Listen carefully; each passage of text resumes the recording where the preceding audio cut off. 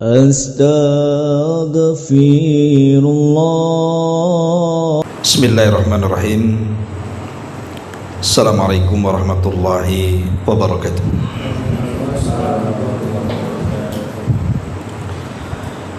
Bihamdillahi wassalatu wassalamu ala rasulillah wa ala alihi wa sahbihi wa mawalah wa la hawla wa la quwata illa billahi wa ba'du. Baik, kita akan lanjutkan kajian kitab Tauhid dan kita masuk pada bab kedua, bab yang menjelaskan tentang masih keutamaan tauhid. Di sini pengarang rahimahullahu taala membawakan beberapa dalil dari Al-Quran dan Sunnah Nabi sallallahu alaihi wasallam. Di antaranya surah Al-An'am ayat 82. Allah Subhanahu wa taala berfirman, "Alladzina amanu wa lam yalbisu imanahum bidzulmin ulaika lahumul amnu wa hum muhtadun."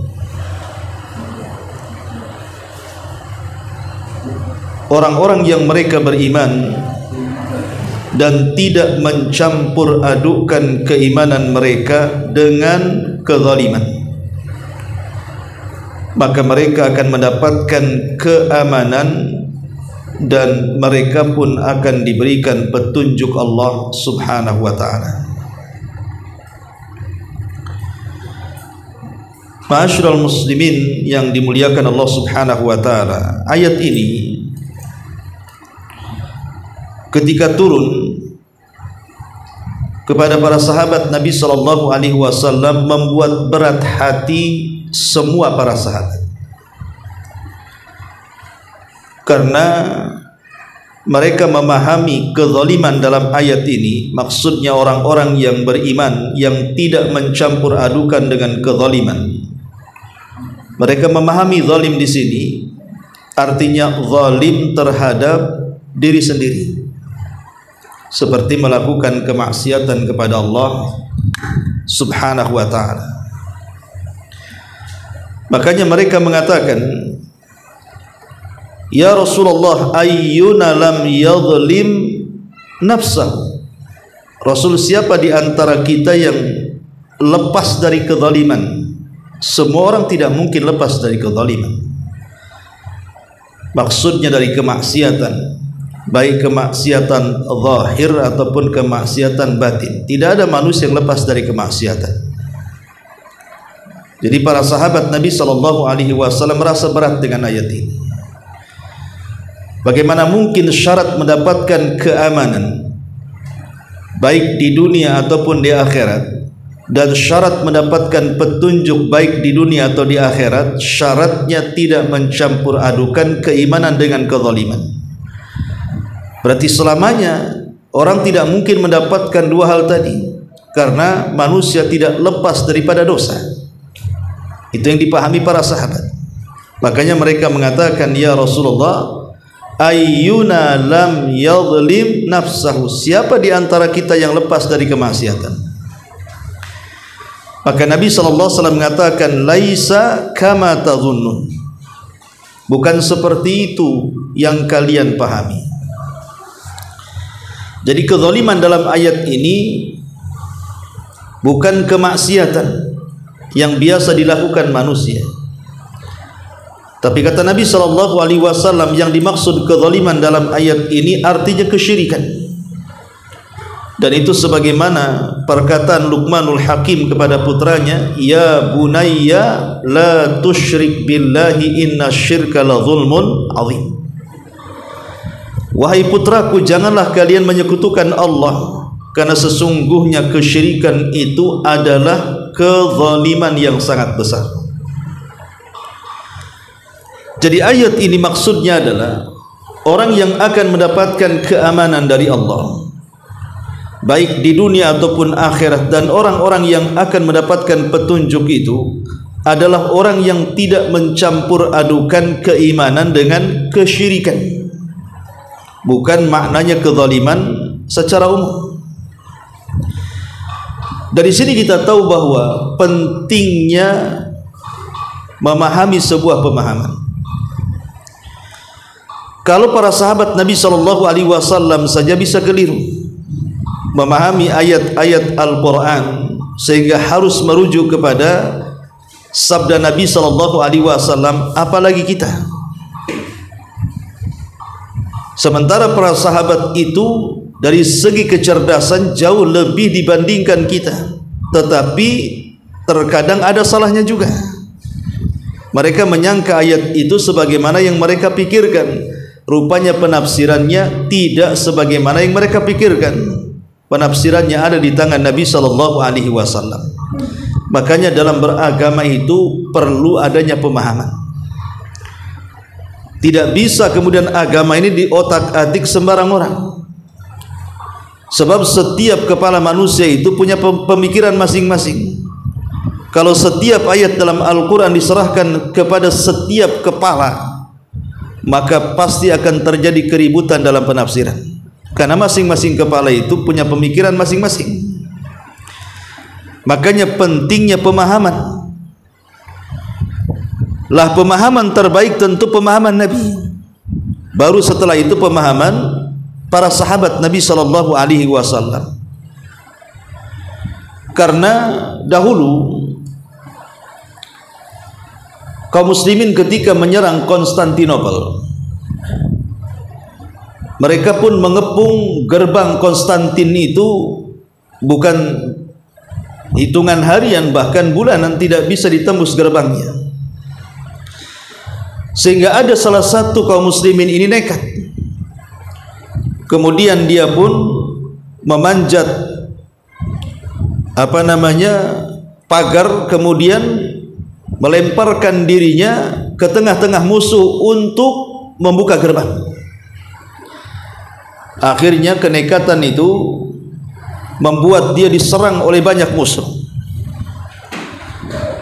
Apa yang dilakukan orang ini? Akhirnya dicibir oleh kaum muslimin dan mengatakan, lihat orang itu telah mencelakakan dirinya. Bukankah Allah Subhanahu wa taala mengatakan, wala tulqu bi aidikum ila tahluka. Janganlah kalian mencelakakan diri kalian kepada kehancuran. Orang ini sedang mencelakakan dirinya. Kenapa dia nekat seperti itu? Di tengah-tengah kaum muslimin ini masih ada sahabat yang ikut terlibat kala itu. Namanya Abi Ayyub Al-Ansari radhiyallahu anhu, dan mengatakan, kata Abi Ayyub, janganlah kalian menggunakan ayat itu untuk menghukumi orang itu. Karena sesungguhnya ayat itu bukan turun kepada dia, tapi ayat itu turun kepada kami. Ayat itu turun kepada kami para sahabat. Kemudian Nabi Ayyub Al-Ansari menjelaskan, dahulu saat Nabi SAW berhasil menguasai Mekah dan Madinah, kemudian juga sedikitnya peperangan karena memang Mekah dan Madinah sudah menjadi basis kaum muslimin.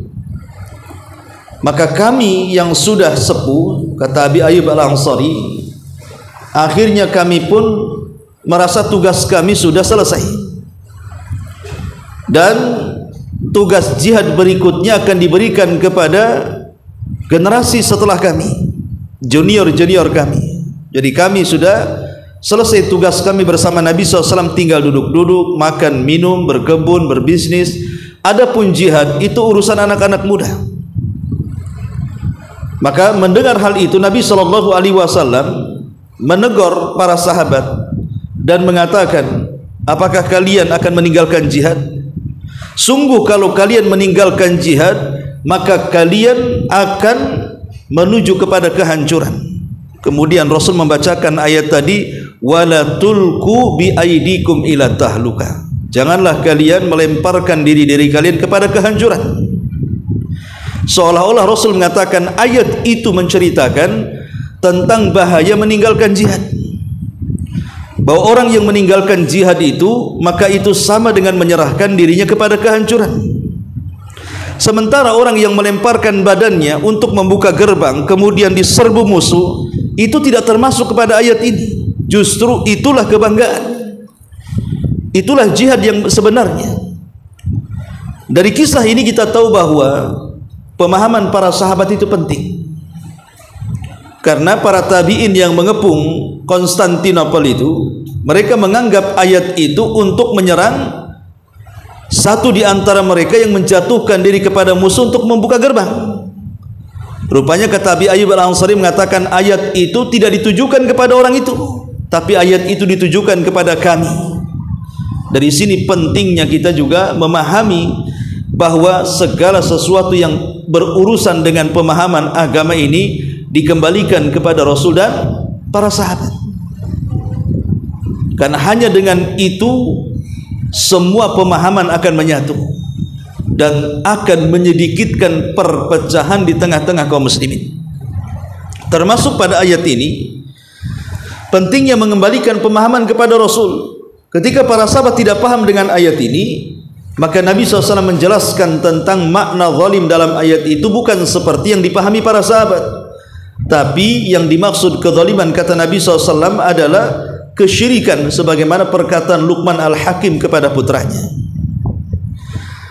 Ma'asyiral muslimin yang dimuliakan Allah Subhanahu wa taala, ayat ini masih menjelaskan tentang fadlut tauhid, keutamaan tauhid. Di sini Allah Subhanahu wa taala mengatakan alladzina amanu, orang-orang yang beriman, artinya orang-orang yang mentauhidkan Allah. Walam yalbisu imanahum, dan mereka tidak mencampur adukan tauhid mereka, keimanan mereka, bizulmin, dengan kesyirikan. Maka apa keutamaannya? Maka Allah mengatakan ulaika lahumul amnu, maka mereka akan mendapatkan keamanan. Aman di dunia. Orang yang bertauhid itu merasa aman karena hatinya tenang.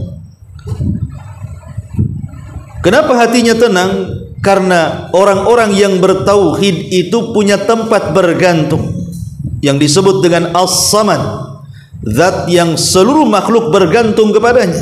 Apa yang ditakutkan orang yang bertauhid? Dia tidak akan takut dengan kefakiran, dia tidak akan takut dengan kemiskinan, karena dia yakin bahwa rizki manusia sudah ditanggung Allah. Dia tidak akan takut dengan musuh-musuhnya, karena ada zat yang maha kuat, Allah yang akan melawannya.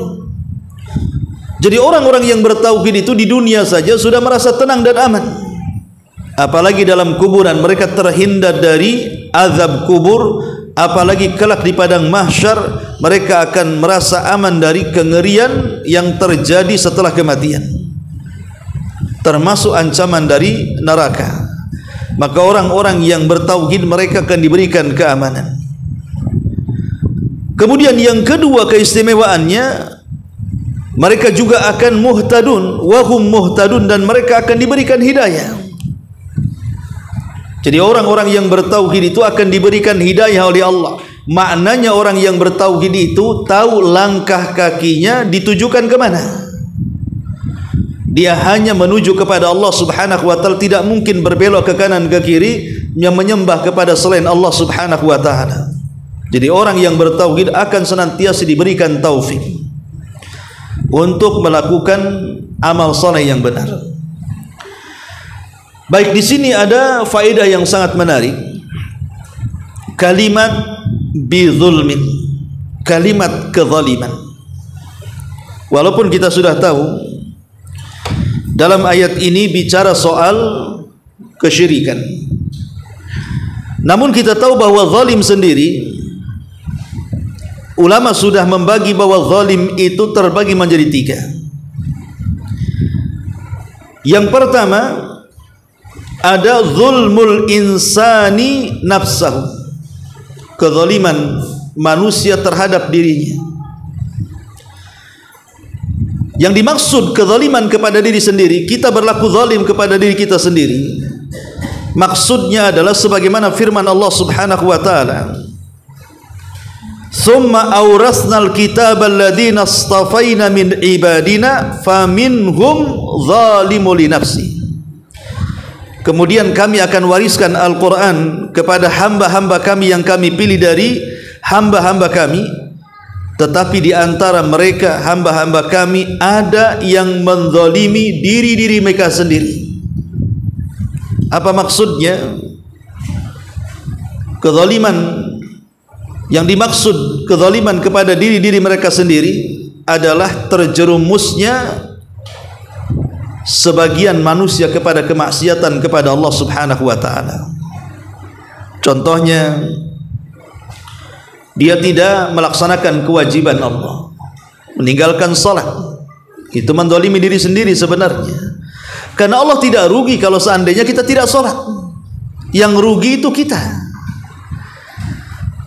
Satu dunia manusia tidak salat alias kufur dan keluar dari Islam tidak menjadikan kekuasaan Allah berkurang. Sebagaimana satu dunia manusia salat dan menambah keimanan mereka pun tidak menambah kekuasaan Allah. Jadi perbuatan kita itu tidak berpengaruh kepada Allah. Mau satu dunia maksiat ya kekuasaan Allah tidak berkurang, mau satu dunia juga taat tidak menambah kekuasaan Allah. Jadi Allah tidak berhajat dengan kita. Lalu siapa yang berhajat dengan salat-salat itu? Ketika kita salat itu hajat kita.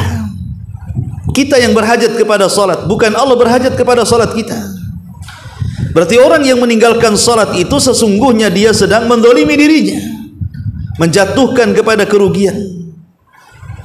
Atau contoh yang lainnya, orang-orang yang menahan zakat, tidak mau membayar zakat, itu kan merugikan diri sendiri. Karena hakikatnya kalau dia tidak mengeluarkan zakat, berarti dia meletakkan harta haram kepada kepemilikannya. Dan harta haram itu tidak membawa berkah, justru membawa bencana.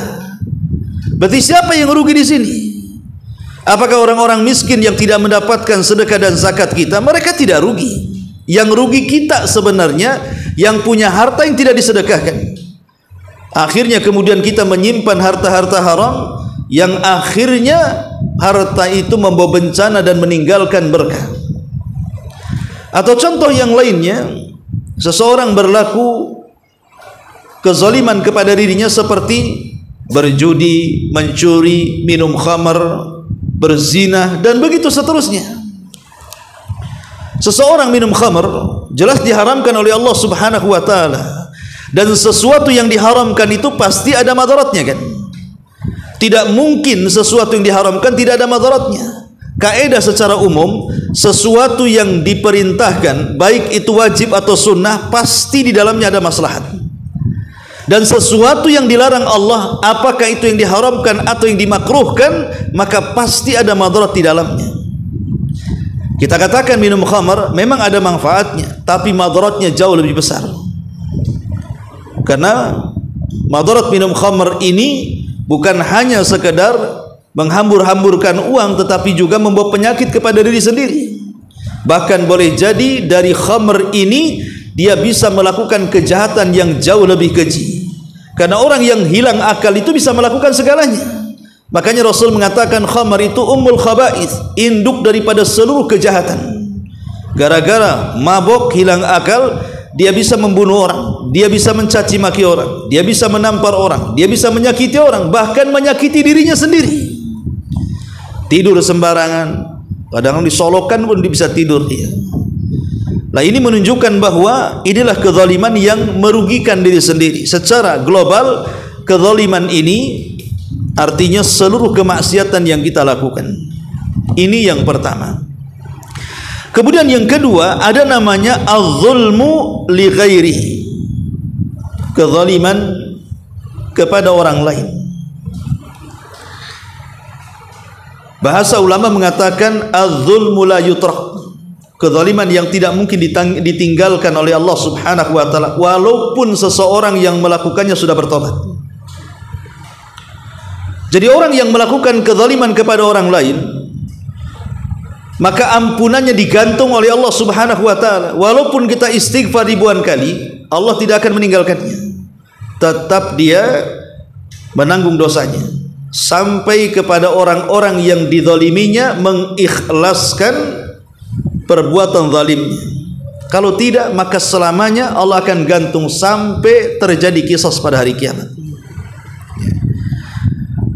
Ma'asyiral muslimin yang dimuliakan Allah Subhanahu wa taala, contohnya seperti apa? Banyak sekali contoh kezaliman kepada orang. Seperti seseorang melakukan pembunuhan, meneteskan darah seorang muslim, yang darah itu tidak boleh ditumpahkan, karena dalam Islam membunuh itu ada aturannya. Contoh umpamanya qisas, boleh karena ada aturannya. Seorang pezina yang sudah menikah dirajam sampai mati, boleh karena ada aturannya. Orang yang murtad dipenggal lehernya, boleh karena ada aturannya. Dan itu sebagaimana sabda Rasul sallallahu alaihi wasallam, la yahillu damu mri'im muslim illa bi ihda thalathin. Tidak halal darah seorang muslim ditumpahkan kecuali karena 3 perkara. As-sayyibuz zani, seorang yang sudah menikah berzina. An-nafsu bin nafsi, orang yang membunuh jiwa tanpa dibenarkan kemudian terjadi qisas. Al-mufariq lil attariku lidinihi al-mufariq lil jamaati, orang yang meninggalkan agama alias murtad, atau orang yang memberontak kaum muslimin, maka mereka halal darahnya karena ada aturan namanya. Tapi kalau seandainya membunuh begitu saja, ini kezaliman. Makanya Abdullah ibn Abbas radhiyallahu anhuma menceritakan tentang kisah pada hari kiamat. Nanti orang-orang yang jadi korban pembunuhan itu akan menghadap Allah Subhanahu wa taala, tangan kanannya memegang kepalanya dan tangan kirinya menyeret pembunuhnya. Kemudian dihadapkan kepada Allah Subhanahu wa taala, kemudian dia mengatakan, ya Rabb, sal hadza lima qatalani. Ya Rabb, tanya orang ini kenapa dia sampai membunuhku. Tanya orang ini kenapa dia sampai membunuhku. Coba bayangkan, di Batam saja setiap hari kita mendengar adanya pembunuhan. Sampai bayi-bayi yang tidak berdosa gara-gara lahir di luar nikah saja kita sering mendengar kasusnya.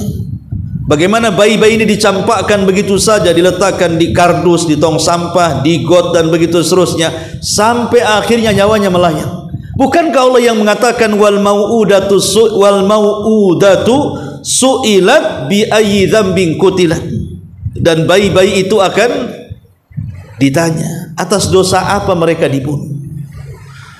Jadi bayi-bayi itu kelak nanti pada hari kiamat menghadap Allah, menyeret orang tuanya, kenapa sampai dibunuh, dan mengatakan ya Rabb sal hadza lima qatalani. Ya Rabb, tanya orang tuaku ini kenapa dia sampai membunuhku. Jadi kezaliman kepada orang ini tidak sesederhana, karena di sana ada qisas. Atau contoh yang lainnya, memakan harta anak yatim. Allah Subhanahu wa taala mengatakan innal ladzina ya'kuluna amwalal yatama zulman innama ya'kulu fi butunihim nara innama ya'kuluna fi butunihim nara. Sesungguhnya orang-orang yang memakan harta anak yatim secara zalim, hakikatnya mereka telah meletakkan bara api dalam perut-perut mereka. Sekarang banyak orang-orang yang menelantarkan anak-anak yatim. Terkadang ibunya sendiri melantarkan anaknya yang yatim. Contoh mamanya, ayahnya meninggal, membawakan harta. Harta ayah ini kan ada hak anak sebagai waris, bahkan paling besar dibandingkan ibunya sebagai istri daripada suaminya. Tapi betapa banyak kemudian ibu-ibu yang kurang ajar, tidak merawat anaknya, kemudian dia kawin lagi dengan laki-laki yang lain, malah kemudian suami yang baru menguasai hartanya dan anaknya ditelantarkan. Itu kan terjadi banyak sekali kasus-kasus seperti ini. Belum lagi kemudian orang tuanya yang sudah dua-duanya meninggal. Terkadang harta itu dikuasai oleh saudara-saudaranya, oleh paman-pamannya. Terkadang mereka yang tidak layak mendapatkan waris menguasai harta. Lah sama saja juga mereka memakan harta anak yatim. Atau mungkin yang bersifat lembaga, membuat panti-panti asuhan, mengatasnamakan panti asuhan anak yatim. Tapi apa yang terjadi? Justru pemilik panti asuhan yang kaya raya, rumahnya bagus, punya kendaraan, makan enak, si yatim ini miskin, hanya disuruh-suruh menggendong proposal ke sana kemari, ataupun dijadikan korban nama untuk mengeruk kekayaan orang-orang yang iba kepada mereka. Dan ini banyak terjadi kasusnya. Ini zalim kepada orang lain, dan mereka akan memakan api atau bara api kelak pada hari kiamat di perut-perut mereka. Atau contoh yang lainnya adalah memakan harta manusia secara zalim.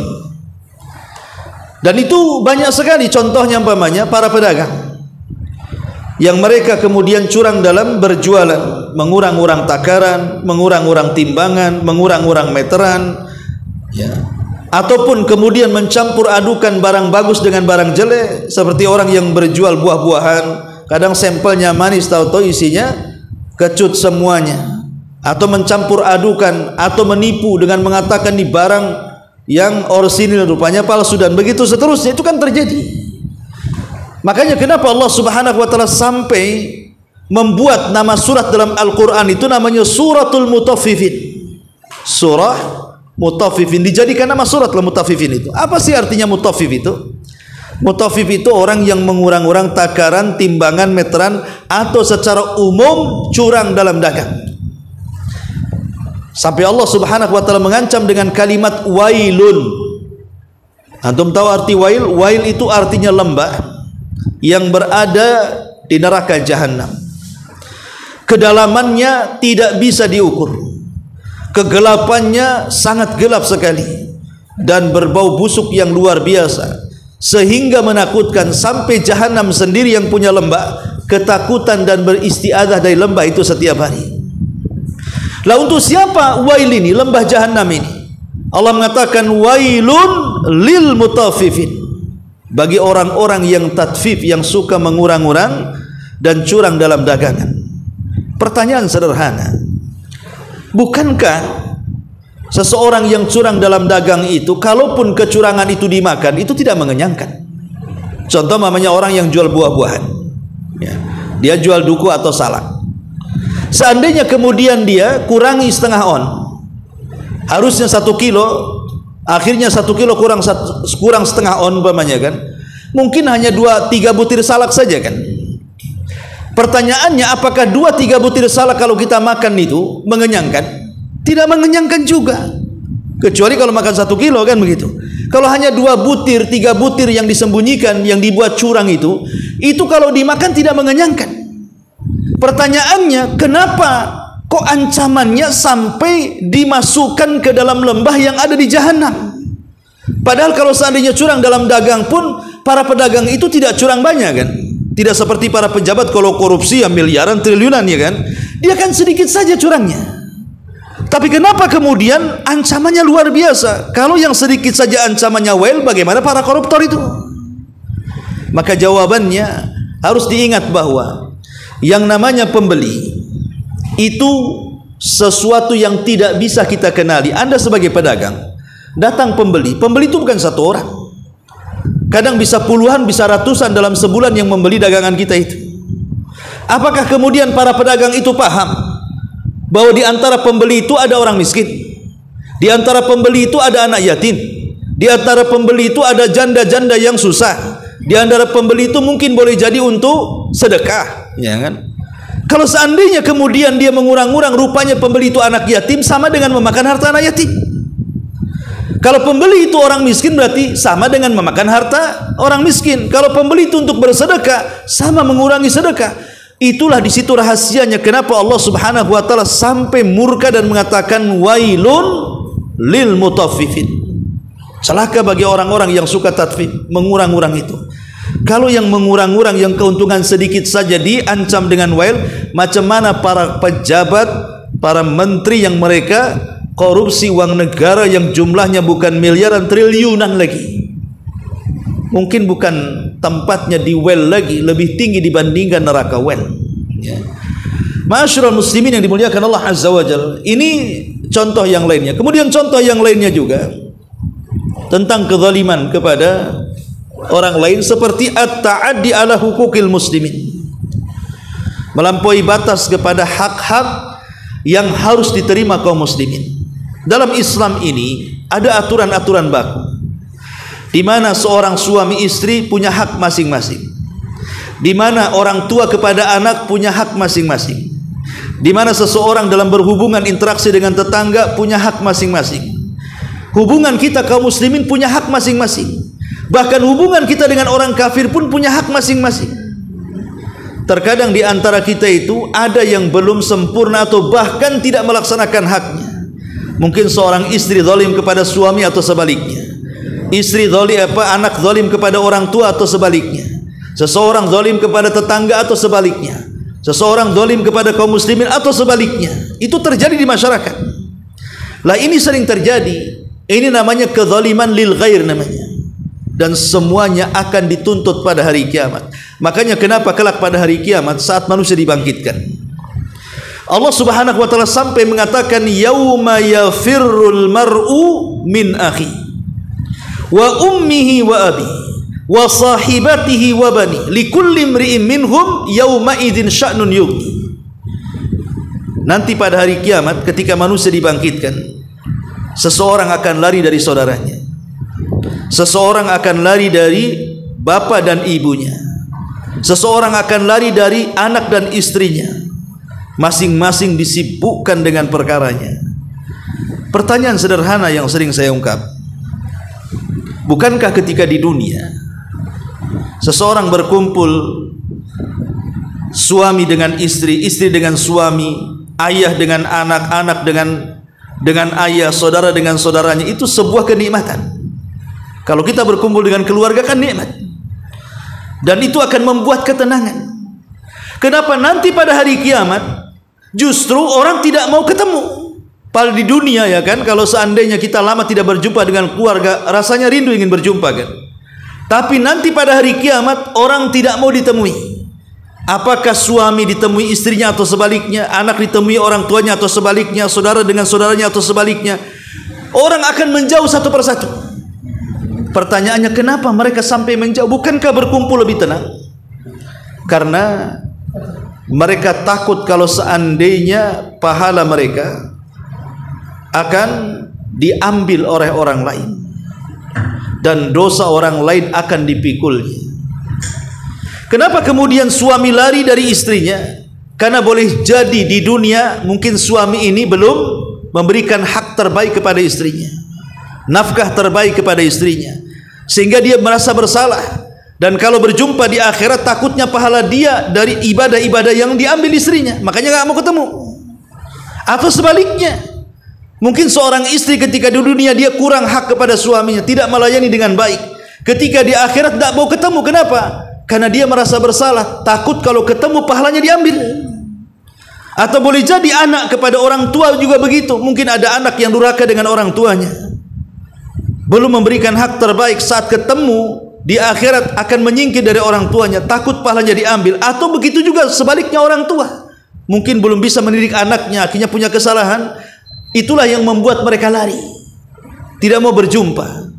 Makanya kemudian hak-hak kepada orang lain ataupun ta'addi li hukukil muslimin, ya, melampaui batas dengan hak-hak kaum muslimin, itu termasuk kezaliman yang berkaitan dengan lil ghairi, kepada sesama hamba. Ini kezaliman dan banyak lagi lah contoh-contohnya. Kemudian kezaliman yang ketiga, inilah kezaliman yang dimaksud dalam ayat ini.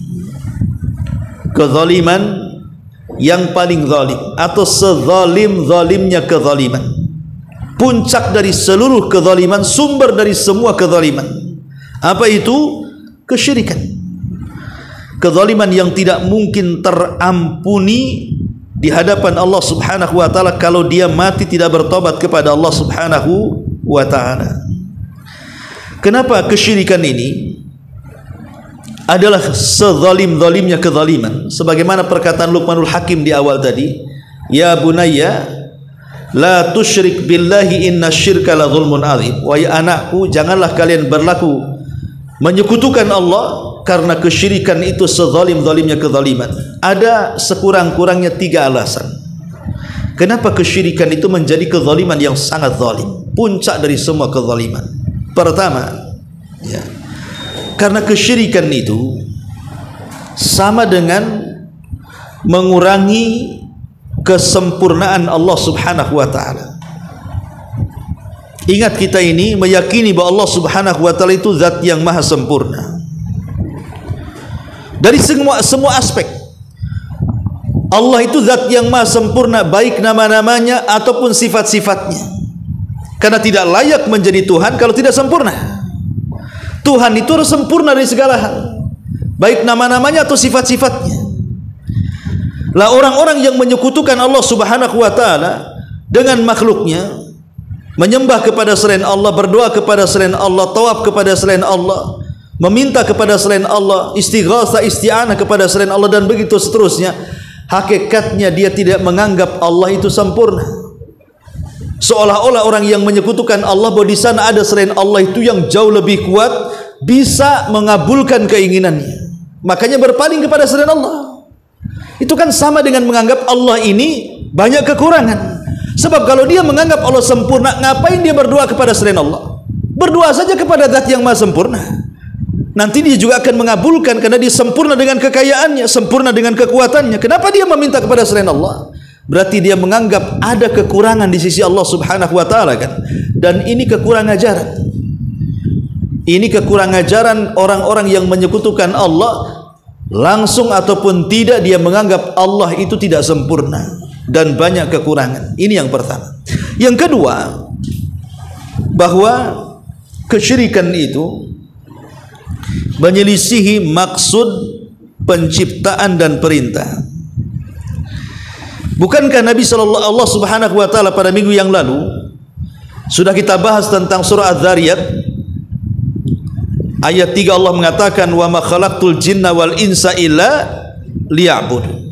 Tidaklah aku ciptakan jin dan manusia kecuali tujuannya untuk beribadah kepada Allah. Jadi tujuan Allah menciptakan kita itu supaya kita mentauhidkan Allah. Bukan tujuan kita saja, bahkan diciptakan langit dan bumi, tegaknya langit dan bumi, diciptakannya sorga dan neraka, itu semua karena tauhid. Diutusnya para nabi, diturunkannya kitab-kitab, bahkan disyariatkan jihad. Karena apa? Semua karena tauhid. Ketika ada orang yang melakukan kesyirikan, berarti dia telah menyimpang dari maksud penciptaan namanya.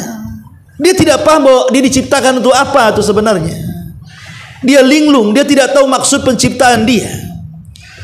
Makanya kenapa kesyirikan itu kezaliman? Karena dia menyelisihi tujuan Allah menciptakan kita.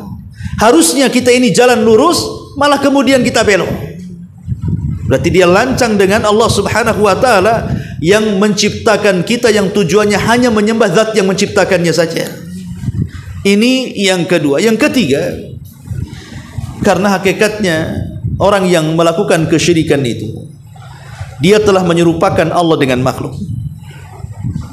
Dia telah menyerupakan Allah dengan makhluk. Bagaimana Allah diserupakan dengan makhluk? Seseorang yang menyembah burung perkutut dengan suaranya kemudian diyakini akan membawa hoki dalam kehidupannya, ataupun kisah-kisah khurafat yang dulu sering kita dengar, walaupun seiring zaman itu memang ada musimnya kan. Musim ikan lohan, semua beli lohan, hilang lohan, tak tahu ikan apa lagi. Kemudian sampai kepada apa itu, janda bolong, bunga-bunga itu kan, hilang juga. Kemudian datang lagi macam-macam di negeri kita, sampai terakhir gila batu aki. Kan pernah kan dulu gila batu aki kan, sampai warung Padang disulap jadi warung batu aki. Sampingnya warung Padang, buat jualan batu aki pula di situ. Di pasar semua dari ujung ke ujung semua jual batu aki. Bahkan penjualnya dia bisa berbual.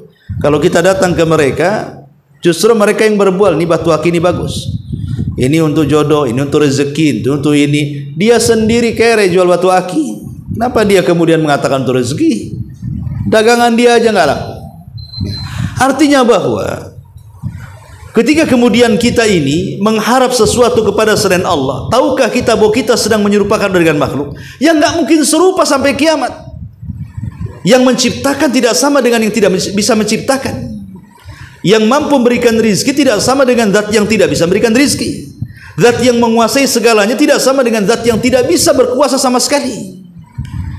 Ketika kemudian kita menyembah selain Allah, entah batu, entah akar, entah pohon, entah hewan atau apalah namanya, apakah kita mungkin menyamakan zat yang maha kuasa dengan yang tidak berkuasa? Maka sama dengan menyerupakan zat yang sempurna dengan tidak sempurna. Ini kekurangan ajaran namanya. Sama dengan menyerupakan pedang dengan tongkat. Apakah sama? Apakah kemudian kita mengagungkan pedang karena disamakan dengan tongkat, justru menghina pedang? Karena tongkat itu selamanya tidak akan sama dengan pedang. Pedang itu jelas dia tajam, tongkat selamanya tumpul. Bukan kemudian mengangkat derajat tongkat, justru menghina pedangnya.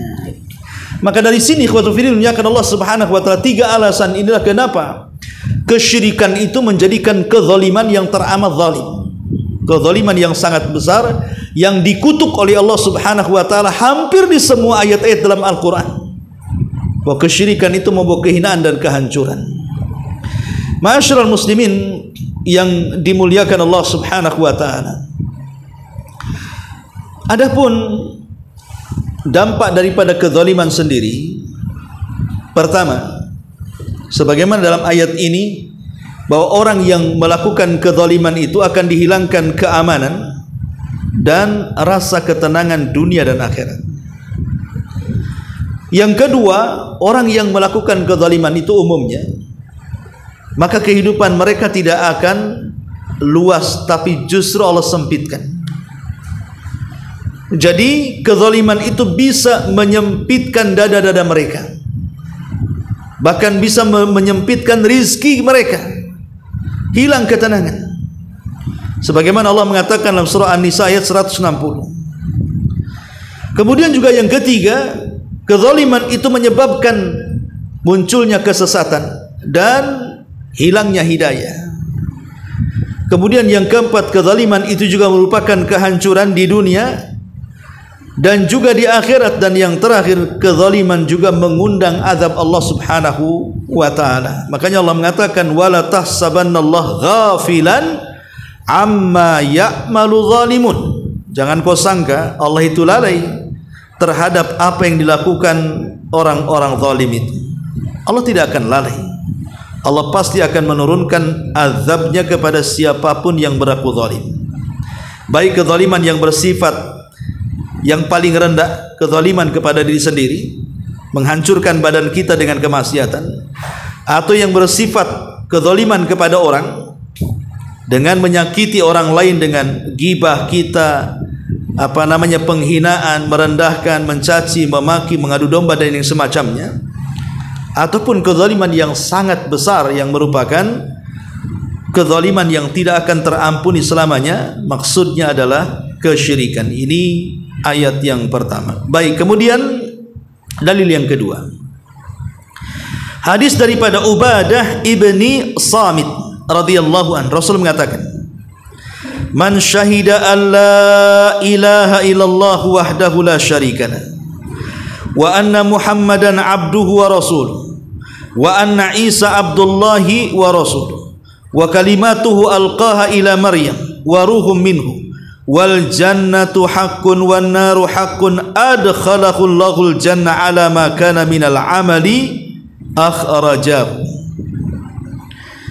Dari Ubadah ibn Samit radhiyallahu an, Rasul bersabda, siapa yang bersaksi bahwa tidak ada sesembahan yang berhak disembah kecuali Dia semata, dan bahwa Muhammad adalah hamba Allah dan Rasulnya, dan sesungguhnya Isa adalah hamba Allah dan Rasulnya, dan kalimat yang dilempar kepada Maryam serta ruh darinya, kemudian bersaksi bahwa sorga adalah sebuah kebenaran, neraka sebuah kebenaran, maka Allah akan masukkan ia ke dalam sorga sesuai dengan amalannya. Hadis ini dikeluarkan Bukhari Muslim. Hadis ini adalah bantahan kepada beberapa kelompok. Pertama, bantahan kepada orang-orang Yahudi. Orang-orang Yahudi menganggap bahwa Isa itu anak zina, sehingga orang-orang Yahudi tidak menganggap Isa itu sebagai nabi dan rasul. Makanya kenapa orang Nasrani mengkafirkan Yahudi? Karena orang Yahudi tidak mengakui Isa Sementara orang Nasrani sangat mengagumi Isa. Maka dalam hadis ini juga bantahan kepada mereka bahwa Isa itu bukan anak zina, dan Isa itulah hamba Allah dan Rasulnya. Maka di sini wa anna Isa Abdullahi wa Rasuli, dan Isa itu hamba Allah dan Rasulnya. Dia bukan anak zina, dan dia juga bukan anak Tuhan. Dia adalah putra Maryam. Allah sanggup menciptakan manusia tanpa ayah seperti Isa. Allah sanggup menciptakan manusia tanpa ibu seperti Hawa. Allah sanggup menciptakan tanpa ayah dan ibu seperti Adam. Dan Allah juga sanggup menciptakan dengan adanya ayah dan ibu seperti kita. Allah itu ala kulli syai'in qadir. Ini yang pertama. Yang kedua, dalam hadis ini juga bantahan kepada orang Nasrani. Kenapa? Karena orang Nasrani menganggap Isa itu, dalam pandangan mereka ada 3 perkara. Pertama, ada yang menganggap Isa itu satu di antara 3 Tuhan, 3 in 1 bahasanya. Kemudian yang kedua, ada yang menganggap Isa itu putra Tuhan. Dan yang ketiga, ada yang menganggap Isa itu adalah Tuhan itu sendiri. Itulah keyakinan Nasrani. Dan penyimpangan Nasrani ini jauh 300 tahun setelah diangkatnya Isa ke langit. Ada yang mengatakan itu pemikiran dari Paulus, yang kemudian akhirnya menciptakan pemahaman sesat di tengah-tengah orang Nasrani dan menganggap Isa Tuhan, Isa anak Tuhan, atau Isa satu di antara 3 Tuhan. Maka hadis ini membantah, Isa bukan Tuhan, Isa bukan anak Tuhan, Isa bukan satu di antara 3 Tuhan, tapi Isa adalah Abdullahi wa Rasuluh. Isa adalah hamba Allah dan Rasulnya.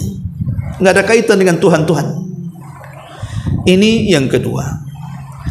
Kemudian yang ketiga, hadis ini juga bantahan kepada mereka orang-orang musyrik, orang-orang yang mereka melakukan kesyirikan kepada Allah Subhanahu wa taala. Karena di sini Rasul mengatakan man syahida alla ilaha illallah. Siapa yang menyaksikan bahwa tidak ada sesembahan yang berhak disembah kecuali Allah, artinya tidak ada yang berhak disembah, hanya Allah saja. Ini artinya tauhid. Dan ini membantah orang-orang yang melakukan kesyirikan, entah mereka menyembah nabi, menyembah malaikat, menyembah orang saleh, atau menyembah yang lainnya. Kemudian yang keempat, hadis ini juga membantah kepada siapa? Ahlil bidah, yang sebagian mereka memiliki pemahaman seperti orang-orang Jabariyah. Mereka menganggap bahwa surga neraka itu belum tercipta. Surga neraka itu belum tercipta. Kenapa? Karena mereka mengingkari pengetahuan Allah. Orang-orang Jabariyah dalam bab takdir, mereka mengatakan bahwa Allah itu mengetahui setelah kita berbuat. Sementara kita ahli sunnah mengatakan Allah itu tahu yang telah, yang sedang, dan yang akan datang. Bahkan sesuatu yang mustahil terjadi, kalau terjadi Allah tahu. Tapi orang-orang Jabariyah mengatakan Allah itu tidak mungkin tahu kecuali setelah kita berbuat. Kalau kita tidak berbuat, Allah tidak akan tahu. Dari pemahaman ini lari kepada bahwa surga neraka itu belum tercipta. Padahal Allah mengatakan uiddat lil muttaqin, surga itu diperuntukkan untuk orang yang bertakwa. Sesuatu yang diperuntukkan dan disiapkan, bendanya sudah ada. Nggak mungkin disiapkan bendanya belum ada. Ana siapkan rumah untuk antum, berarti rumahnya sudah ada, kan sudah disiapkan. Ketika Allah mengatakan surga disiapkan untuk orang yang bertakwa, artinya sudah ada surga itu. Mereka mengatakan surga itu belum tercipta. Ataupun sebagian ada orang yang mengatakan bahwa surga dan neraka itu tidak kekal. Saya pernah membaca satu tulisan yang ditulis dosen Malang kalau nggak salah. Tulisan ini menyesatkan karena isinya banyak bertentangan dengan Al-Quran dan Sunnah. Judulnya ternyata neraka dan surga itu tidak kekal, katanya. Alasannya apa? Alasannya karena Allah itu membalas manusia sesuai dengan amalannya, baik membalas dengan kebaikan atau membalas dengan keburukan. Kalau keburukan sesuai dengan keburukannya. Sekarang logikanya mereka mengatakan orang kafir, pamannya dia dari usia 15 sampai 20 tahun, kemudian meninggal di usia 20 tahun. Artinya dicatatnya kan dari akil balik 15 tahun sampai 20 tahun. Berarti 5 tahun dia kekafirannya. Tiba-tiba masuk neraka dikekalkan. Mana akalnya katanya? Harusnya kalau dibalas kejahatan sesuai dengan kejahatan yang sama, kalau di dunia dia kufur 5 tahun, dia masuk neraka 5 tahun sajalah. Kan gitu logikanya. Kalau ada orang kafir baru umpamanya baru akil balik, setahun mati di atas kekafiran, masuk neraka kekal. Masa dia kafirnya 1 tahun kekal di dalamnya? Atau baru 1 bulan dia kafir kemudian meninggal, kekal di neraka? Masa 1 bulan dia kekal di dalamnya? Mana akal kita katanya? Kita katakan ya. Manusia di dunia saja, manusia di dunia terkadang berangan-angan sesuatu, tapi angan-angan itu tidak pernah diciptakan, hanya lagu-lagu saja. Contoh umpamanya ada orang yang ingin bertobat, kemudian mengatakan, kapan lu tobat? Dia mengatakan, nantilah habis umroh. Setelah umroh tak tobat-tobat juga. Nantilah kalau sudah usia 40-50 tahun. Setelah usia 50 tahun juga nggak tobat juga. Oh, nantilah habis haji. Setelah haji pun tak tobat juga. Ada orang yang berangan-angan itu ingin tobat tetapi tak tobat-tobat kan. Kayak ada orang menyesal nih, umpamanya seseorang berjudi, kemudian kalah judi, akhirnya dia tobat tan nasuha, nggak akan judi lagi. Setelah kaya judi lagi dia. Atau seorang yang berzina terkena penyakit kemudian sembuh, zina lagi, kan begitu. Lah Allah Subhanahu wa taala menyebutkan tentang perkara orang-orang kafir yang masuk neraka. Apa kata Allah? Lau ruddu la'adu limanuhu anhu. Kalau seandainya orang kafir yang masuk neraka itu dikeluarkan dari neraka, dikembalikan ke dunia, pasti dia akan mengulang lagi kekafirannya. Kalau seandainya orang kafir yang keluar dari neraka dikembalikan ke dunia itu, walaupun dia sudah janji di neraka, ya Allah, kalau seandainya kau kembalikan kami ke dunia, kami akan beramal saleh. Sebagaimana ketika orang-orang kafir melihat neraka, apa kata mereka? Rabbana absarna wa sami'na farji'na na'mal salihan. Ya Rabb, kami sudah melihat neraka, kami sudah mendengar gemuruh neraka. Ya Rabb, kembalikan kami ke dunia, kami akan beramal saleh. Ya, itu penyesalan di akhirat. Kalau seandainya mereka dikembalikan ke dunia, betul-betul Allah ciptakan kembali dunia, kemudian mereka dikembalikan ke dunia, apa kata Allah? Lau ruddu la'adu limanuhu an. Kalau seandainya mereka dikembalikan ke dunia, pasti kufur lagi. Ya, logikanya tadi, ada orang yang sudah menyesal melakukan dosa, jatuh lagi ke dosa kan? Terkadang itu hanya angan-angan. Kenapa orang kafir dikekalkan di neraka? Ya, itu karena sebabnya itu. Kalau dikembalikan ke dunia pun percuma, mereka akan kafir lagi. Ma'asyiral muslimin yang dimuliakan Allah Azza wa Jalla. Lah, dari sini juga bantahan kepada mereka yang mengingkari adanya neraka dan kekekalan keduanya. Kita katakan neraka dan sorga itu hak adanya. Maka di sini Rasul mengatakan, wal jannatu haqqun wan naru haqqun. Neraka itu hak, sorga itu hak. Ada keduanya, kekal keduanya, berdasarkan nas Al-Quran dan sunnah Nabi sallallahu alaihi wa ala alihi wasallam. Inilah diantara dalil yang kedua dari bab ini. Kemudian dalil yang ketiga, walahu ma fi hadis Itsban, masih dari hadis Ubadah ibn Samit, dari hadis Itsban, dan lahuma, dan dari, maksudnya dari Bukhari dan Muslim, dari hadis Itsban, fa inna Allah harrama 'alan nari man qala la ilaha illallah yabtaghi bidzalika wajhallah.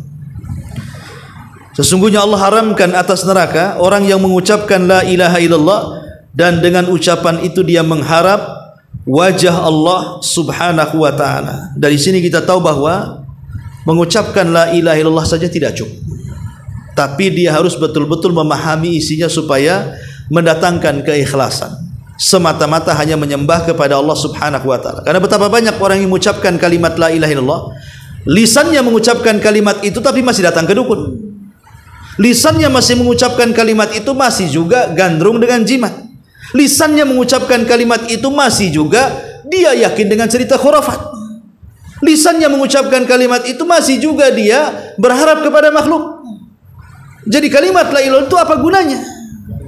Makanya di sini kalimat itu akan berguna kalau dengan kalimat itu dia mengharap wajah Allah, melahirkan ikhlas, artinya melahirkan betul-betul tauhid, di mana salat dia, semua ibadah dia tidak diberikan kecuali kepada Allah Azza wa Jalla. Kemudian hadis yang ketiga, hadis dari Abi Sa'id Al-Khudri radhiyallahu anhu. Walaupun hadis ini fihi nazar. Nabi SAW mengatakan, Allah Subhanahu wa taala, Nabi SAW bercerita tentang kisah Nabi Musa. Qala Musa, berkata Musa, "Ya Rabb, 'allimni syai'an adhkuruka wa ad'uka bi." Ya Rabb, ajarkan kepadaku sesuatu kalimat yang aku bisa berzikir dengan kalimat itu dan aku bisa gunakan dengan kalimat itu untuk berdoa kepadamu. Qala, maka Allah berfirman, "Ya Musa, qul la ilaha illallah." Ucapkan la ilaha illallah. Maka Musa mengatakan, "Ya Rabb, kullu ibadika yaquluna hadza." Semua hambamu mengucapkan kalimat itu. Saya ingin kalimat yang lain. Maka Allah mengatakan, "Ya Musa, law anna as-samawati sab'i wa amirahunna ghairi wal aradina sab'i fi kiffatin wa la ilaha illallah fi kiffatin malat bihinna la ilaha illallah."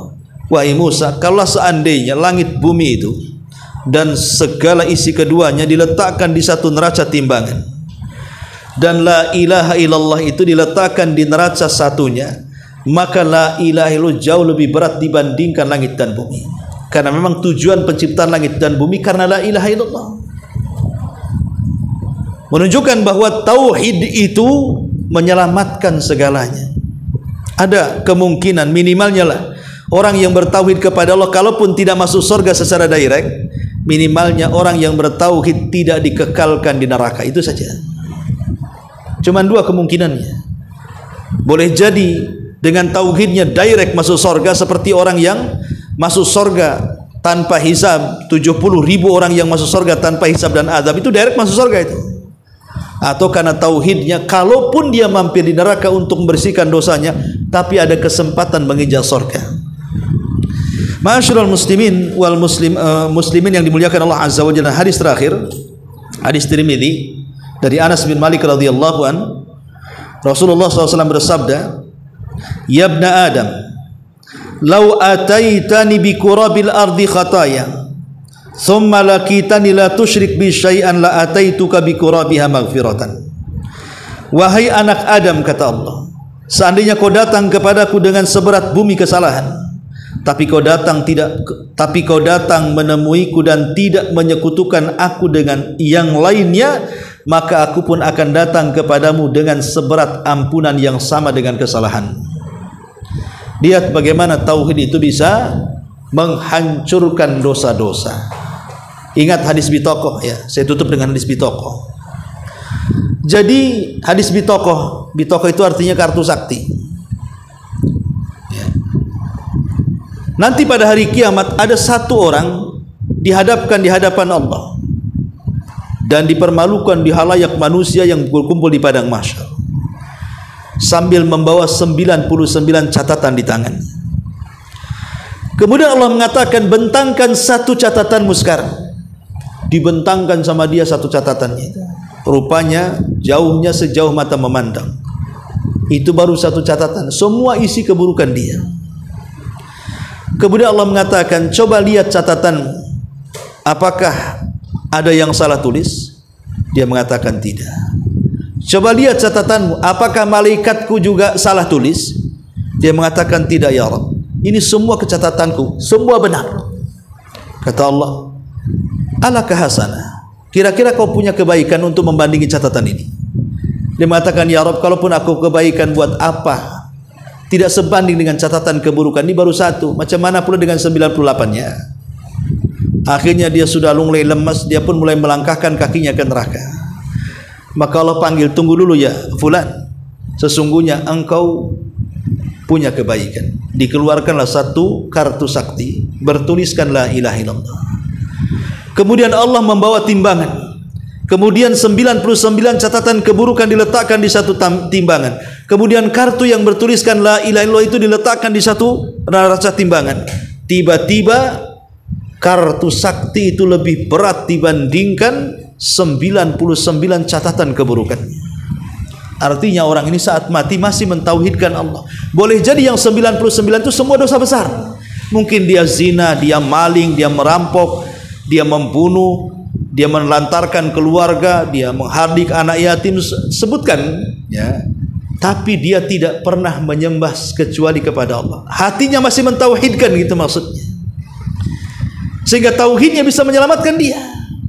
Dari sinilah pengarang nanti ada bab bahwa tauhid itu bisa yukaffiru, bisa menggugurkan dosa-dosa dan kesalahan. Inilah diantara bab yang kedua dari kitab Tauhid. Baik, sebelum saya tutup, kalau ada yang bertanya silakan.